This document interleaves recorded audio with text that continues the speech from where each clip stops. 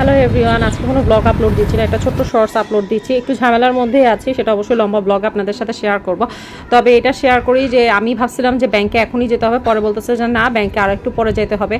তো রেল লাইনের এপারে হচ্ছে আমার বাবার বাসা, আর ওই পারে হচ্ছে আমার বাসা। অবশ্য হেঁটে যাওয়া যায়, তারপর আমি রিক্সাটাই প্রেফার করি, কারণ এই গরমের মধ্যে রিক্সাটা হচ্ছে সবচেয়ে বেস্ট অপশন। আমি ভাবছিলাম যে পরে গেলে হবে, তারপরে যাওয়ার পরে বাসা শুনি যে না, এখনই যেতে হবে। আর এই রেল লাইনটা কিন্তু ওই যে কমলাপুরের দিকে যাচ্ছে, ওইদিকে কিন্তু কমলাপুর। তো যাই হোক, এখন তো গরম, মেয়েকে রেখে আসছি হচ্ছে বাবার বাড়িতে, হচ্ছে মেয়েকে রেখে আসছি।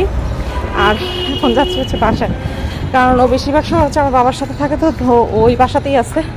আর আমি এখন যাচ্ছি হচ্ছে বাসায় যেয়ে কাজ টাজ করবো।